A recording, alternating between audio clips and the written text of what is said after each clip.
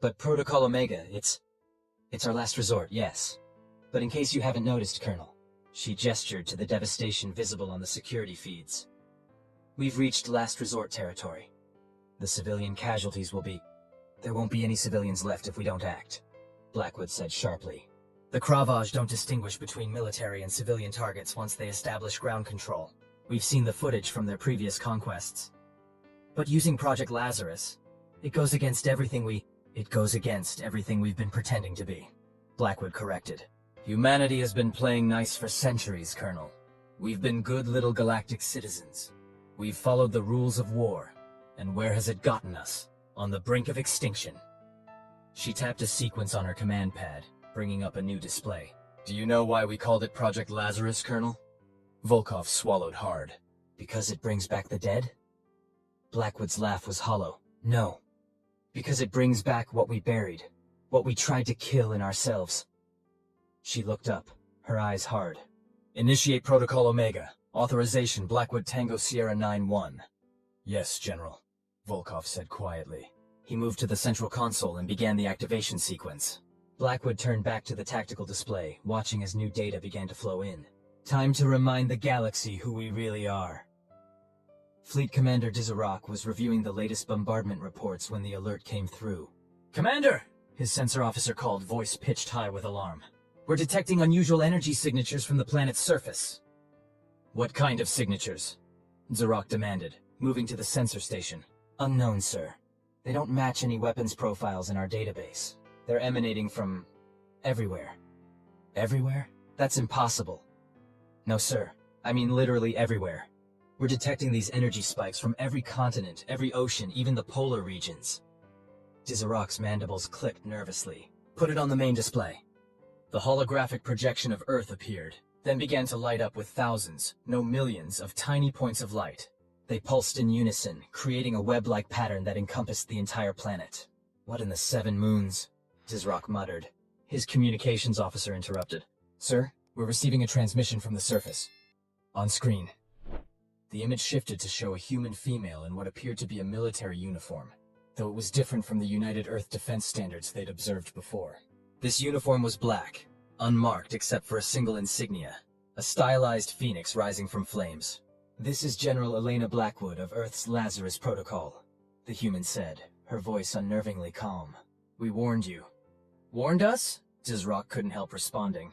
Your message was cryptic nonsense. The human's lips curled upward in what their intelligence briefings had identified as a smile, though this version contained none of the warmth the expression supposedly conveyed. Then allow me to clarify, she said. For the past 3 centuries, humanity has been restraining itself, playing by galactic rules, acting civilized. That ends today. Your threats are meaningless, Dystopian said. Your military capabilities are crippled. Your orbital defenses are destroyed. Your defeat is inevitable. You're absolutely right about one thing, Blackwood replied. Our military is crippled, if you're talking about the military we've been showing you. A new data feed appeared beside her image. Technical specifications and deployment statistics that made no sense to Dystopian. You see, Commander, humanity's history is complicated. We spent millennia trying to kill each other before we finally united. When we did, we made a decision to bury our most dangerous technologies and approaches to warfare, to become civilized by galactic standards. We created the United Earth Defense Council to oversee our military development along acceptable, ethical lines. And? Dystopian clicked impatiently. And we created Protocol Omega as insurance. A distributed, hidden network of weapons platforms, research facilities, and personnel dedicated to maintaining and advancing the technologies we officially abandoned. Technologies that even our own citizens don't know exist. As if on cue, the sensor officer called out again. Sir, the energy readings are intensifying. They're interfacing with our system somehow. That's impossible, Dystopian snapped. Our security protocols are based on technology we shared with the galactic community, Blackwood interrupted. Technology we deliberately held back from upgrading, because we knew this day might come. Across the command deck, consoles began to flicker and fail. The ship's lights dimmed, then stabilized at half power. What have you done?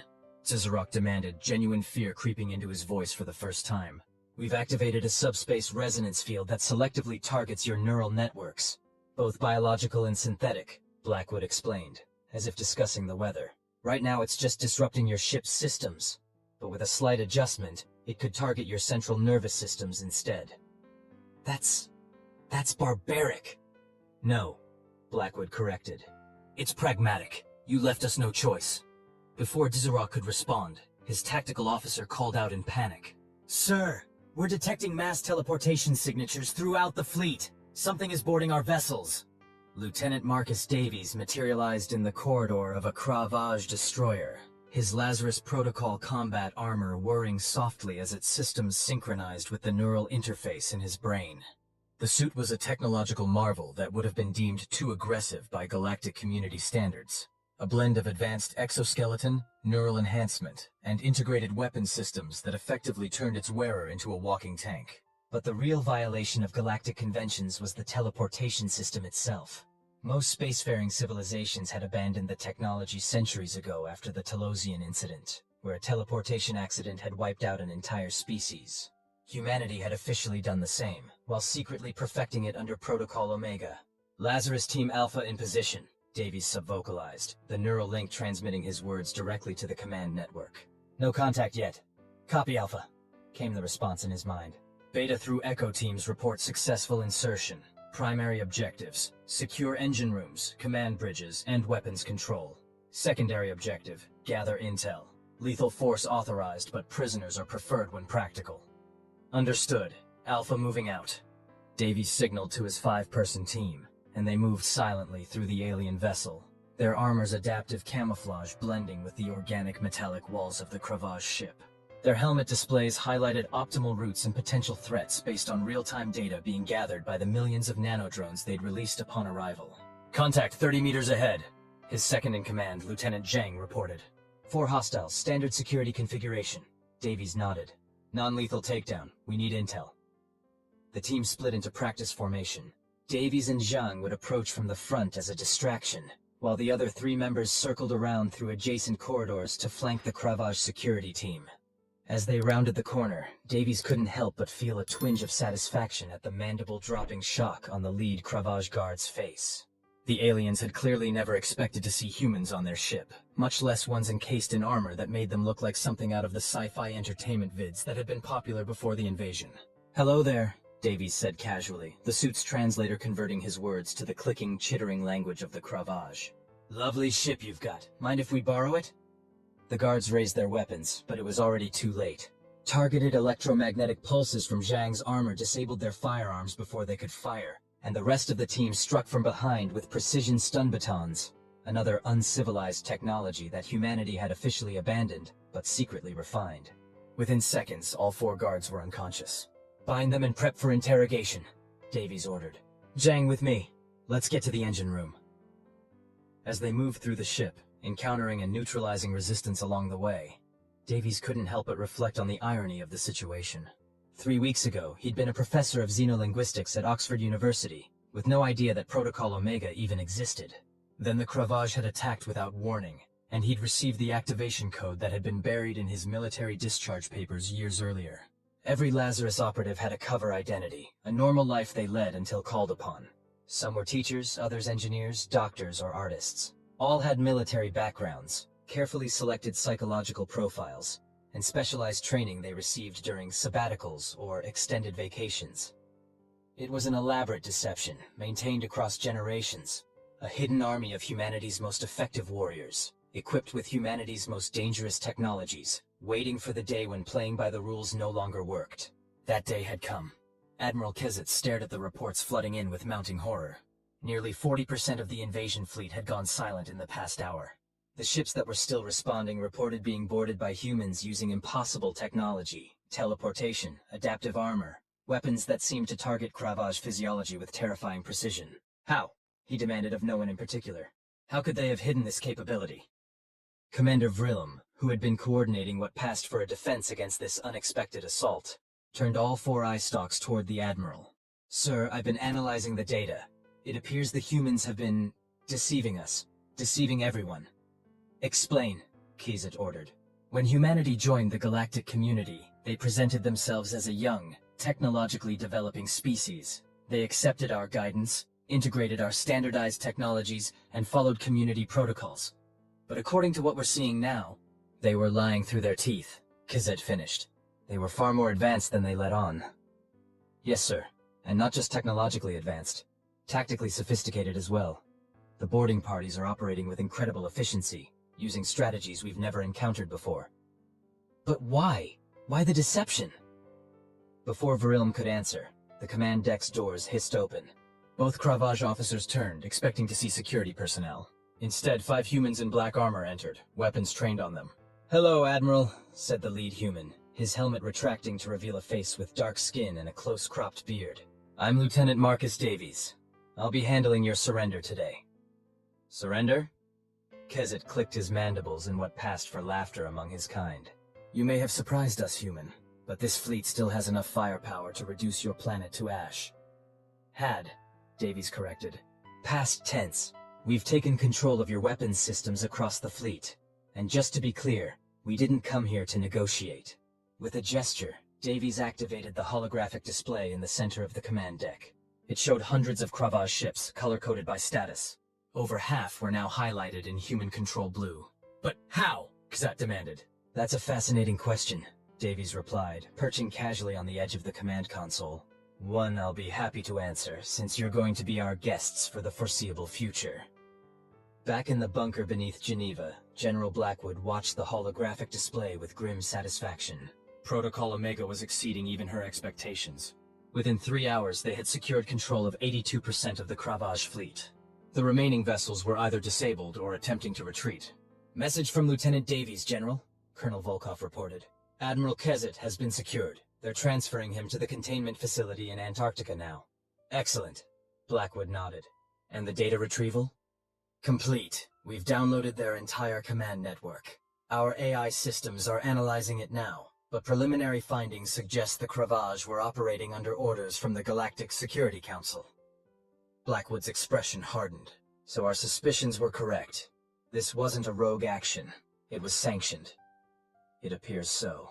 According to the data, we were classified as a potential destabilizing influence after their deep space monitoring detected some of our Lazarus Protocol test sites. They saw a fraction of our capabilities and decided to eliminate us before we could reveal ourselves fully," Blackwood said thoughtfully. "Not entirely irrational from their perspective. Misguided, but not irrational." "What now, General?" Volkov asked. "We've repelled the invasion, but the rest of the galactic community will respond when they learn what happened." "Oh, they'll respond all right," Blackwood smiled. "But not in the way you might think, Lieutenant Davies." The holographic display shifted to show Davies, now on the bridge of what appeared to be the Kravaj flagship. "Ready on your command, General," he reported. "Initiate Phase 2, Blackwood ordered. Let's send our message to the entire galactic community." In the Grand Chamber of the Galactic Security Council on Centauri Prime, representatives from the 23 most powerful species in the known universe were engaged in heated debate about the ongoing Kravaj operation against Earth. "The humans must be completely subdued," insisted Delegate Hezrel of the Futurian Conclave. "Our deep space monitoring detected quantum signatures consistent with prohibited technologies. If they master those sciences, they could pose an existential threat." "I still say this action was premature," countered Delegate Oloro of the Tantaran Republic. "We had no direct evidence of hostile intent. The Kravaj campaign was authorized based on theoretical projections and historical analysis of human behavior pre-unification." "The projections were clear," Hizrul chittered. "Left unchecked, humans would develop into a destabilizing force within 50 standard years. Their psychological profiles indicate a propensity for—" The delegate's words were cut off as every screen and holographic display in the chamber suddenly activated simultaneously. The image that appeared caused immediate uproar. A human female in an unfamiliar black uniform, seated in what appeared to be a command center. "Greetings, esteemed delegates of the Galactic Security Council," the human said. "I am General Elena Blackwood of Earth. I apologize for interrupting your session, but I believe you've been discussing us, so it seemed only fair that we join the conversation." "How is this possible?" Hizrul demanded. "This chamber is protected by the most advanced security systems in the galaxy." "About those systems," Blackwood said, her tone almost conversational. "They're quite impressive. Or rather, they would be, if we hadn't designed the quantum entanglement protocols they're based on." Stunned silence fell across the chamber. Yes, that's right, Blackwood continued. When humanity joined the galactic community, we shared certain technologies. Technologies we had developed centuries earlier, but presented as recent innovations. You adopted them eagerly, standardized them, and built your infrastructure around them, never once questioning why we would so freely give away such valuable intellectual property. What is the meaning of this intrusion? Demanded the council chairperson, a Malurian whose gelatinous form pulsed with agitation. The meaning is simple, chairperson, Blackwood replied. You authorized an unprovoked attack on my planet based on fears of what we might become. I'm here to inform you that your fears were understated. With a gesture, Blackwood expanded the display to show multiple feeds. Cravage ships under human control, advanced weaponry beyond anything the council had seen before, and the captured Admiral Kazit himself, looking decidedly unhappy in his containment cell. The invasion fleet you sent has been neutralized, Blackwood stated matter-of-factly. Admiral Kazit and his senior officers are now our guests. We have downloaded their entire command network and are fully aware that this attack was authorized by this council. This is an outrage, Zerl chittered. The Cravage operation was illegal under Article 7 of the Galactic Charter, which prohibits preemptive military action against member worlds without evidence of imminent threat, Blackwood interrupted. Yes, we're quite familiar with the charter you assumed we took at face value.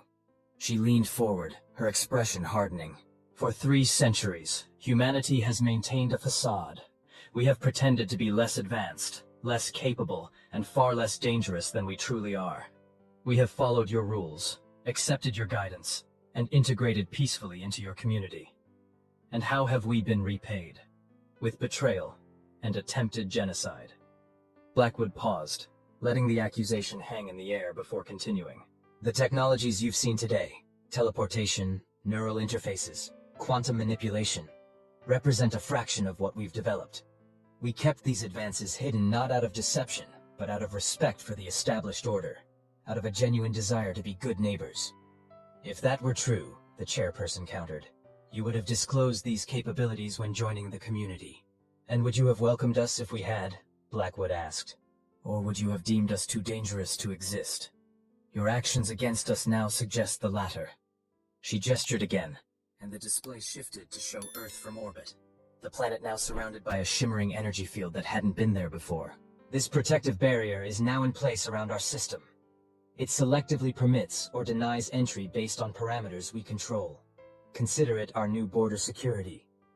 You cannot isolate yourselves from the galactic community, Zerl protested. The economic and diplomatic repercussions will be minimal, Blackwood interrupted. We've been self-sufficient for centuries. Our dependence on galactic trade was another part of our facade, a way to appear integrated while maintaining our independence. The council chamber erupted in overlapping protests and demands, which Blackwood allowed to continue for several moments before raising a hand. Surprisingly, the delegates fell silent. I'm not here to threaten you, she said, her tone softening slightly. Despite what you may believe about human nature, we don't seek conflict. We seek coexistence, but on equal terms, not as your subordinates or your potential victims. She straightened in her chair, her posture now formal.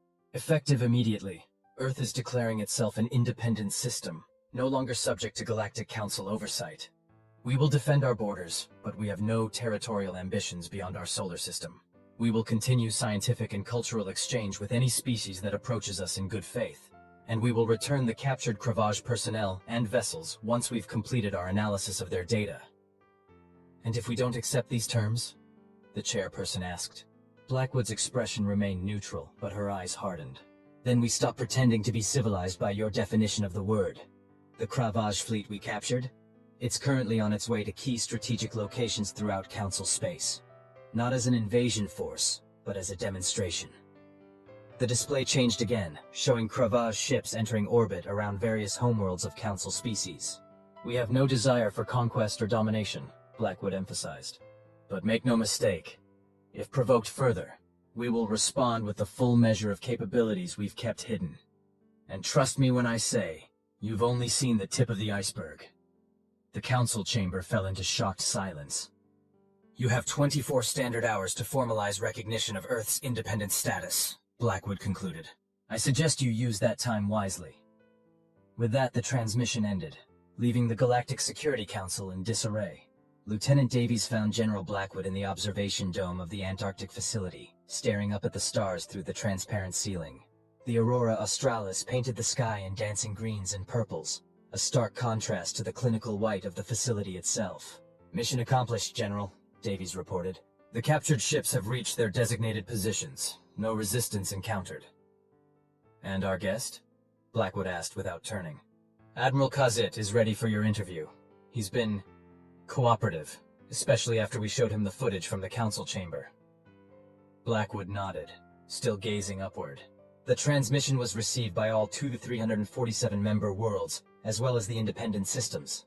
The response has been varied, but the prevailing sentiment is shock followed by pragmatic recalculation. No calls for immediate military action? None yet. The Council is in emergency session, but our intelligence suggests they're leaning toward accepting our terms. The demonstration was persuasive. Davies moved to stand beside her, following her gaze to the stars. "Was it always going to end this way?" he asked quietly. "When humanity first went to the stars, did we always plan to reveal ourselves like this?" Blackwood sighed. Protocol Omega was established as insurance, not as a plan. The hope was that we'd never need to use it, that we could gradually integrate our advanced technologies into the galactic mainstream without triggering the very fear response we've just witnessed. "But you were prepared for this outcome." "I was prepared for all outcomes," Blackwood corrected. "That's the job." She turned to face him for the first time, and Davies was struck by the weariness in her eyes, a stark contrast to the confident, almost intimidating figure she presented to the Council. "The universe isn't kind to species that can't defend themselves, Lieutenant. Humanity learned that lesson through millennia of our own brutal history. When we united and looked to the stars, we hoped to find something better. And in many ways we did. The galactic community has brought peace and prosperity to countless worlds. But underneath that veneer of civilization, the same old fears and power dynamics persist. The strong still dictate terms to the weak. The established still resist the emerging. We just happen to be on the other side of the equation this time." Davies nodded thoughtfully. "And now?" "Now we negotiate from a position of strength rather than perceived weakness. We establish new diplomatic relations. We gradually, carefully share some of our advancements, the beneficial ones, the ones that can improve lives across the galaxy without destabilizing the power balance." "And Protocol Omega?" "Remains active, but recedes into the background again," Blackwood said firmly. "We didn't reveal all our capabilities today, not by a long shot. Some secrets should remain secret." She gestured toward the door. "Come on, let's go talk to our guest. I think Admiral Kizet will play an important role in what comes next." Admiral Kizet was pacing in his holding cell when Blackwood and Davies arrived. The cell was comfortable by any standards, more like high-security guest quarters than a prison. But the force field at the entrance made its purpose clear enough. "Admiral," Blackwood greeted him, "I trust you've been treated well." Kizet's mandibles clicked in what Davies recognized as the Cravage equivalent of a humorless laugh. "Quite well, General. Your hospitality is almost as surprising as your military capabilities." Blackwood nodded to the guard, who deactivated the force field. She entered, followed by Davies, and the field reactivated behind them. "Please sit." Blackwood gestured to the seating area. Once they were all settled, she continued. "I'll be direct, Admiral. Your mission failed. The Council's attempt to eliminate us has backfired spectacularly. The question now is, what happens next?" Kezet's compound eyes studied her carefully.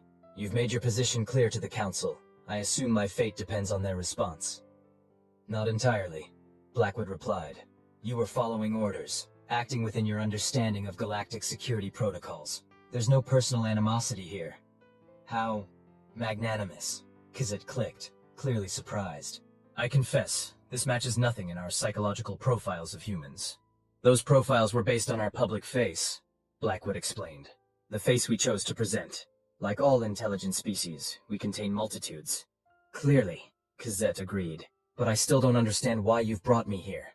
If not to gloat or threaten, then why?" "Because I have a proposal," Blackwood said. "One that could benefit both our species and potentially the wider galactic community." She activated a holographic display between them, showing a star map of the region around Earth and Cravage space. "Your species and ours have more in common than you might think. We're both adaptable, resilient, and protective of our interests. We both have histories marked by internal conflicts before achieving unification, and we both understand the value of strategic thinking. You suggest an alliance?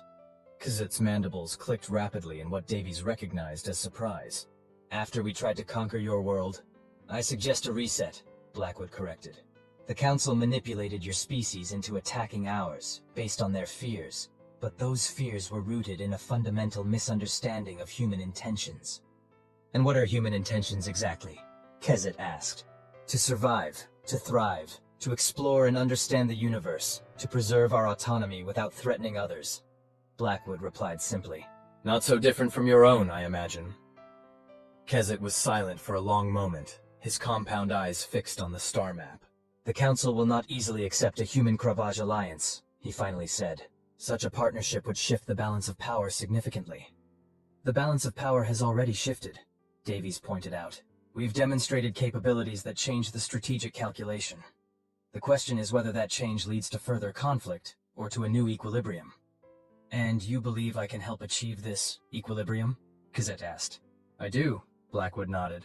As the commander who led the attack on Earth, your perspective carries weight. If you return to your people with a message of cooperation rather than continued hostility, it creates a path forward that doesn't involve further military action. And what would this cooperation entail? Initially, information exchange. Your analysts study our technology. Our analysts study yours. We establish diplomatic relations, cultural exchange programs, eventually, perhaps joint scientific initiatives. And military cooperation? Kezit pressed. That would depend on mutual trust built over time, Blackwood replied honestly. We're not looking to create a military bloc in opposition to the Council. We're looking to create a stable relationship that benefits both our species, while reassuring others that neither of us poses a threat. Kezit's antennae twitched thoughtfully. An interesting proposal, General. But why should I trust that your sudden revelation of superior capabilities stops here? How do I know there aren't more surprises waiting? Blackwood smiled slightly. You don't. Just as we don't know what capabilities the Kravaj might have hidden from the wider galaxy. Trust is built on uncertainty, Admiral. On choosing to move forward despite not having all the answers.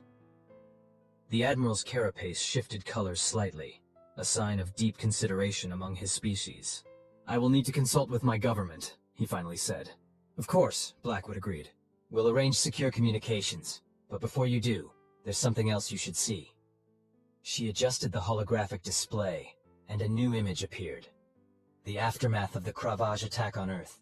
Cities in ruins, landscapes scarred by orbital bombardment, refugee camps stretching to the horizon.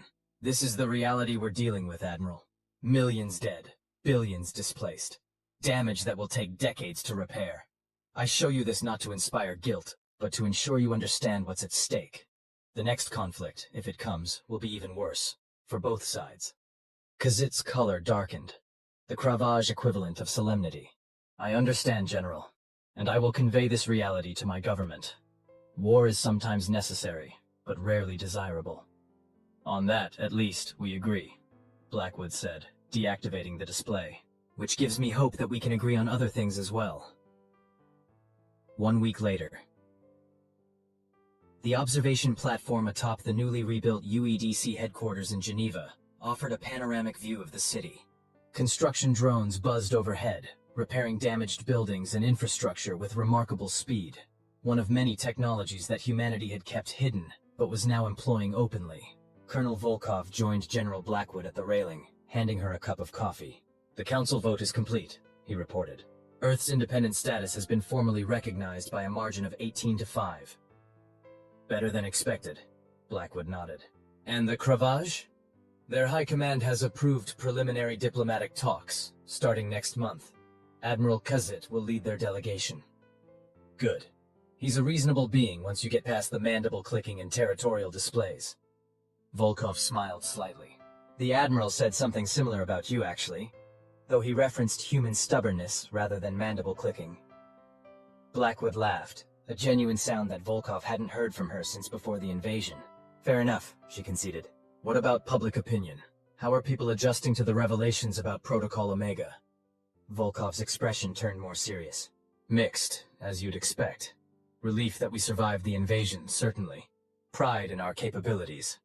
but also anger that such technologies were kept secret, and concern about what this means for Earth's future. All reasonable reactions, Blackwood acknowledged. We've lived a lie for 3 centuries. It will take time for society to process that. Some are calling for your resignation, Volkov added, arguing that Protocol Omega represents an unacceptable breach of democratic governance. Also reasonable, Blackwood nodded. And once the immediate crisis is fully resolved, I'll likely step down. A military director is appropriate during conflict, but peace requires civilian leadership. Below them, the city was coming back to life. People filled the streets, shops were reopening. Children played in parks that had been combat zones just days earlier. Humanity was resilient, if nothing else. What do you think happens next? Volkov asked, his gaze following hers to the recovering city below. Blackwood took a long sip of her coffee before answering. History suggests 3 possibilities, she said finally. First, despite our show of force, someone decides to test us anyway. The galactic community fractures, alliances form, and we end up in exactly the kind of large-scale conflict we hope to avoid. That seems counterproductive after what they've seen, Volkov noted. Fear makes species do counterproductive things, Blackwood shrugged. I've allocated resources to maintain our defensive posture for precisely this reason. The second possibility? The galaxy adapts. Earth becomes a respected but slightly feared independent power. Trade resumes on more equitable terms. Cultural exchange deepens. Scientific collaboration advances, with us gradually introducing some of our technologies to improve quality of life across species. Not utopia, but peaceful coexistence. And the third? Blackwood's expression turned contemplative. The most interesting one. Our revelation forces a fundamental reconsideration of how the galactic community functions. If we've been hiding our capabilities, how many other species have done the same? The current power structure is built on incomplete information and mutual deception. That's not sustainable. You think other species will reveal hidden technologies? Some will. Others will develop new ones, now that they've seen it's possible to advance beyond community standards. The equilibrium has been disrupted. Change is inevitable. Volkov frowned. That sounds dangerously destabilizing. Change always is, Blackwood agreed. But it's also necessary. The system that led to an unprovoked attack on Earth was fundamentally flawed. Perhaps what comes next will be better. Their conversation was interrupted by a soft chime. Volkov checked his comm device. Lieutenant Davies has arrived with the Kravaj diplomatic advance team, he reported. They're waiting in the conference room. Blackwood nodded, finishing her coffee. Time to get to work then. The conference room fell silent as Blackwood entered, flanked by Volkov and 2 other UEDC officials. On the other side of the table sat Admiral Kezet, now wearing the formal diplomatic regalia of the Kravaj hegemony, along with 3 representatives from his species. Admiral, Blackwood greeted, inclining her head slightly. Or should I say, diplomatic envoy Kezet. The Kravaj's mandibles clicked in what humans were beginning to recognize as their version of a wry smile. The promotion was unexpected, I admit. It seems my failure has been reinterpreted as an opportunity. Failure often contains the seeds of progress, Blackwood offered. Thank you for returning to Earth under these different circumstances. The High Command was persuaded by your arguments, and by the reality of your capabilities, Kezet acknowledged. We are a pragmatic species. Adaptation is our strength. Something we have in common, Blackwood said, taking her seat. Shall we begin? For the next 3 hours, they outlined the framework for what would become known as the Earth-Kravaj Accord. It was a remarkable document, not just for its content, but for how quickly and smoothly it came together. Both sides were motivated by a mix of pragmatism and genuine curiosity about the other. When they finally paused for a refreshment break, Blackwood found herself standing next to Kezet by the viewport overlooking Lake Geneva. Your world is beautiful, the Kravaj envoy commented. I regret that my first experience of it was through targeting systems. We're resilient, Blackwood replied. The damage will heal. Your people as well? Blackwood considered this. Healing takes different forms. Physical reconstruction is already underway. Psychological recovery will take longer. Trust, longer still. And trust is essential for what we're attempting to build, Kezet observed. Yes, which is why transparency is crucial moving forward, Blackwood agreed. The old approach, hiding capabilities, maintaining facades, led us to conflict. We need a new paradigm. Kazit's antennae twitched thoughtfully. The Kravaj have a concept, sklur, difficult to translate precisely. It means strength revealed makes peace possible. An apt philosophy for our current situation. Blackwood nodded. There is a question my government instructed me to ask, Kazit said, his tone shifting to something more formal. One that may determine the nature of our future relations. Ask it. Project Lazarus, Protocol Omega, these were defensive measures activated in response to our attack. But what of your long-term intentions? With capabilities such as yours, expansion would be tempting. Blackwood turned to face the Kravaj envoy directly, recognizing the crucial moment for what it was. Humanity spent millennia expanding across our own world, often at the expense of other humans and countless species. We nearly destroyed ourselves in the process. When we finally unified, we made a choice to focus our ambitions upward and outward, not in conquest, but in understanding. She gestured toward the stars, just becoming visible as dusk approached. Our goal isn't territorial expansion, Admiral. It's exploration, discovery. The universe is vast beyond comprehension. Why waste energy conquering when there's so much to learn? The Kravaj studied her with all four of his eye stalks. A noble sentiment, General. But history suggests that capabilities eventually find expression. They already have, Blackwood said. The technologies we've kept hidden weren't developed for conquest. They were developed to transcend limitations, of distance, of understanding, of physical form itself. We've been exploring the universe in ways the community hasn't imagined, without ever leaving our solar system. Kazit's color shifted to a shade Davies had identified as indicating surprise. You speak of dimensional exploration, consciousness transfer? Among other things, Blackwood acknowledged. Areas of research the community banned without fully understanding their potential. Because the risks can be managed with proper protocols, Blackwood finished. Just as we've managed the risks of teleportation, which the community abandoned after a single disaster. This is not what my government anticipated, Kazit admitted. Then perhaps our first act of trust should be showing rather than telling, Blackwood suggested. Would your delegation be interested in a tour of one of our research facilities? Not a military installation, but a scientific one. Let us show you what humanity has really been working toward all these centuries. The Kravaj's carapace flushed with colors that cycled through uncertainty to curiosity. I would need to consult. Of course, Blackwood nodded. Take whatever time you need. 3 days later, Admiral Kazet stood in the observation chamber of the Prometheus complex, located beneath the Olympus Mons on Mars. The facility had been hidden from the galactic community's orbital surveys by technology that bent light and other scanning frequencies around it, making it appear as natural terrain. This is unexpected, the Admiral admitted, watching as human scientists moved through the vast chamber below. They were interacting with what appeared to be portals of some kind. Shimmering doorways that opened onto landscapes that couldn't possibly exist on Mars. What you're seeing is the culmination of 5 centuries of research, explained Dr. Layla Kapoor, the facility's director. These are dimensional apertures, gateways to parallel realities that exist alongside our own. The community banned such research after the Voltarian collapse, Kazet noted, though his tone held more fascination than accusation. The Voltarians attempted to create alternate dimensions, Dr. Kapoor corrected. We're simply connecting to ones that already exist. The difference is significant, both philosophically and practically. Lieutenant Davies, who had been assigned as the Admiral's liaison, added, It's the difference between trying to build a new house while you're standing in it, versus finding a door to a house that's already been built. Kazit's antenna twitched with interest as he observed a team of researchers return through one of the portals, carefully cataloging specimens and data they'd collected. And the purpose of this research? Knowledge, Dr. Kapoor said simply.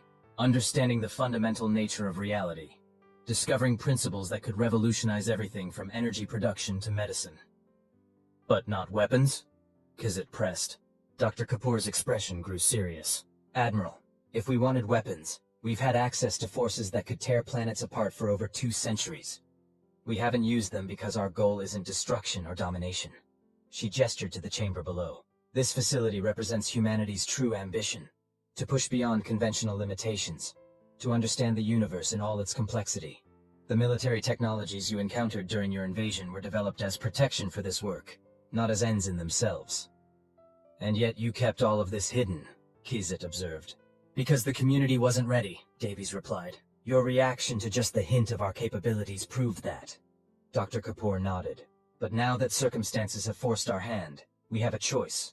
Retreat into isolation and secrecy, or attempt something bolder, sharing our discoveries with species who are willing to approach them with open minds. Starting with the Cravage? Kizit clicked, his compound eyes fixed on the portals below. Why not? Blackwood said, entering the observation chamber. Your species values adaptation and pragmatism. You understand survival imperatives, and you've just had a first-hand lesson in the dangers of following community dogma without question. A diplomatic way of saying we attacked you based on flawed intelligence and outdated prejudices, Kizet noted dryly. Precisely, Blackwood smiled. Which makes you ideal partners for what comes next. And what does come next, General? Kizit asked, turning all 4 eye stalks toward her. A new paradigm, Blackwood replied. One where knowledge is shared rather than hoarded or suppressed. Where exploration takes precedence over control. Where different evolutionary paths and perspectives are seen as assets rather than threats. An ambitious vision, Kizet acknowledged. Ambitious, yes, but necessary, Blackwood said firmly. The current system nearly led to our destruction, and would have eventually led to conflicts with other species as they developed beyond community constraints, as they inevitably will. She moved to stand beside the Admiral, both of them now looking out over the research chamber. We have an opportunity here, Admiral, not just to prevent further conflict between our species, but to chart a new course for interspecies relations throughout the galaxy. Kizet was silent for a long moment, his color shifting through various hues as he processed what he'd seen and heard. My government will want assurances, he finally said. Protocols, oversight mechanisms. Of course, Blackwood nodded. We're not suggesting blind trust. We're suggesting a collaborative framework that respects both our interests. And if the community objects, Kizet asked, they will see any independent alliance as a threat to their authority. Blackwood's expression hardened slightly. Then they will need to reconsider what that authority is based on. Fear and suppression are poor foundations for lasting stability. 6 months later, Galactic Security Council Headquarters Centauri Prime. The emergency session of the Galactic Security Council had been in progress for nearly 14 standard hours, with no sign of resolution. The chamber, usually a model of orderly discourse, had devolved into factions barely maintaining diplomatic protocols. The Earth Cravage Scientific Cooperative represents a direct challenge to Council authority, insisted Delegate Huzrul, whose once dominant Futurian conclave had lost significant influence since the Earth incident. Their open research protocols undermine the very safety measures that have preserved galactic peace for millennia. And yet, countered the Tantaran representative, 7 member species have already applied to join the cooperative. Are we to sanction them all? Expel 1/3 of our membership? If necessary, yes, Zerl chittered. The humans have corrupted the Cravage with promises of forbidden knowledge. Now they seek to corrupt others. The danger cannot be overstated. The Malurian chairperson's gelatinous form pulsed with the equivalent of a weary sigh. Perhaps we should hear directly from the subjects of our debate before making further judgments. At the chairperson's signal, the chamber's central platform activated, revealing holographic projections of General Blackwood and diplomatic envoy Kizet. General Envoy, the chairperson acknowledged. The council has been discussing your initiative with some concern. So we've heard, Blackwood replied calmly, though discussing seems a generous term for what appears to be happening in your chamber. You stand accused of undermining council authority and violating fundamental safety protocols, the chairperson continued, ignoring the jab. How do you respond? Kizet spoke first, his mandibles clicking deliberately. With respect, chairperson, the cooperative violates no provision of the Galactic Charter. We have established independent research agreements, as is our right as sovereign entities. The Council has no authority to prohibit such agreements. The research itself violates community standards, Hezerl interjected. Community standards are guidelines, not laws, Blackwood pointed out, and they're guidelines established without full understanding of the technologies they restrict. We're offering a chance to revisit those standards based on new data and careful protocols. Data that your species deliberately concealed, Hezerl accused. Yes, Blackwood acknowledged frankly. We concealed our capabilities because we understood how the community would react. Exactly as you're reacting now. with fear rather than curiosity, with suppression rather than engagement. The chairperson's form rippled with irritation. This debate is unproductive. The council must decide whether the cooperative can be permitted to continue its work, or whether sanctions are required. Before you vote, Blackwood said, her tone shifting to something more formal, I should inform you that representatives from 14 species, 7 current council members, and 7 independent systems are currently touring the Prometheus complex on Mars. What they're seeing there will likely influence their positions, regardless of what this chamber decides today. The announcement sent shockwaves through the council. The chairperson's form pulsed rapidly, the Malurian equivalent of alarm. You invited council members to your research facility without authorization? They requested the opportunity, and we granted it, Kizet corrected. As is their sovereign right. The cooperative operates on principles of transparency and informed consent, concepts this council might benefit from adopting. Before the chairperson could respond, alerts began sounding throughout the chamber. Council members' communication devices activated simultaneously, displaying messages from their respective governments. What is happening? The chairperson demanded. It appears, Blackwood said calmly, that the tour has concluded, and your representatives are sharing their observations. Over the next several minutes, the council chamber descended into barely controlled chaos. Species that had been staunchly opposed to the cooperative were now receiving instructions from their governments to moderate their positions. Others were being recalled entirely, to be replaced by representatives more aligned with the new political reality. This is manipulation, Hezrel accused, even as his own communication device chimed with messages from the Futurian conclave. This is adaptation, Kizet corrected. Something every successful species must master eventually. The chairperson, sensing the dramatic shift in the political landscape, made a pragmatic decision. This session is adjourned for 24 standard hours, they announced. We will reconvene after consulting with our respective governments. As the projections of Blackwood and Kizet faded, the chairperson remained in the now emptying chamber, their gelatinous form undulating with what might have been concern, or perhaps, just maybe, a hint of curiosity. 1 year later, Earth, Geneva UEDC headquarters.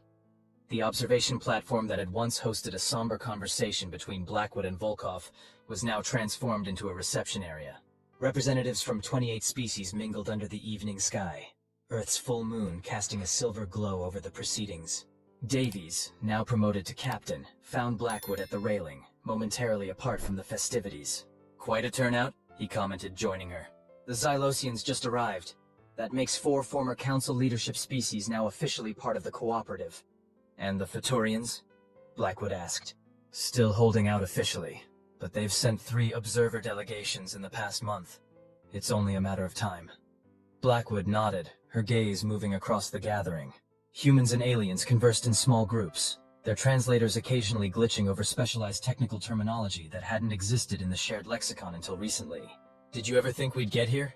Davies asked. When you activated Protocol Omega, did you imagine this outcome? Not precisely, Blackwood admitted. The survival scenario was most probable. The isolation scenario was prepared for. This, she gestured to the diverse gathering. This was the aspirational case. Speaking of aspirations, Davies said, the Civilian Oversight Committee is asking about your plans now that the transition is complete. Blackwood smiled slightly. They want to know if I'm finally stepping down?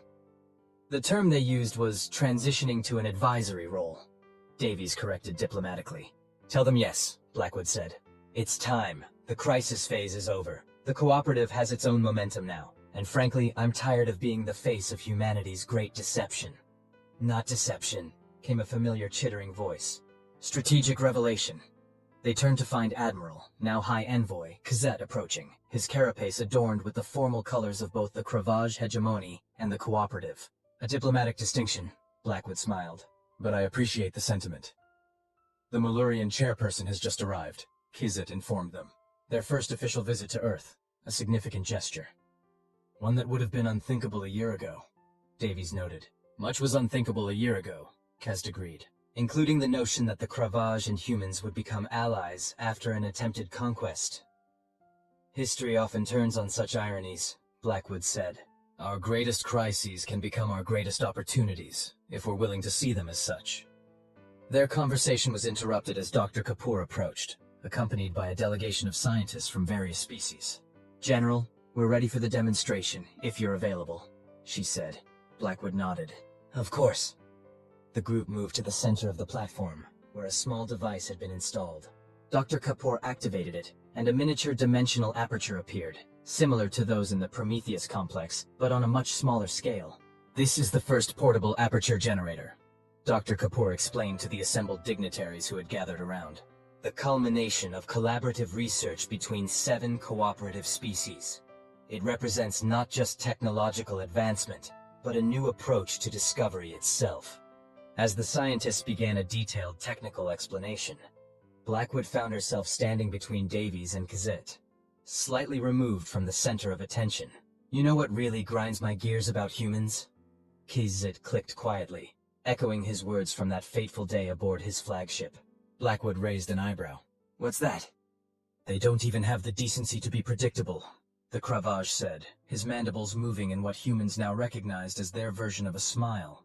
Just when you think you understand them, they surprise you again. That's not just humans, Davies pointed out.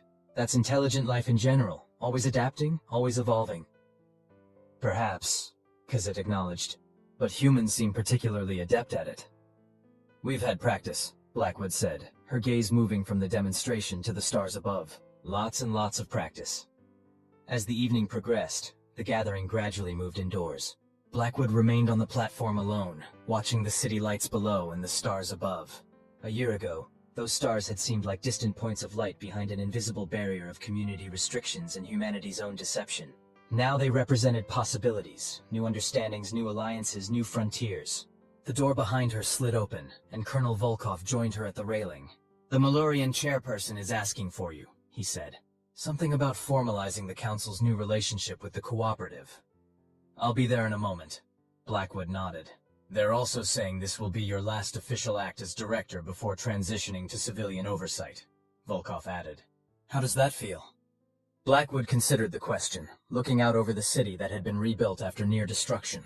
In many ways, it was a metaphor for humanity's journey. Devastated, then reconstructed, but with the knowledge and resilience gained through crisis. "It feels right," she said finally. "We've spent centuries hiding what we're capable of. Then we spent a year demonstrating it. Now it's time to move beyond capabilities and focus on possibilities." "And Protocol Omega?" Volkov asked quietly. "Remains in place," Blackwood said firmly.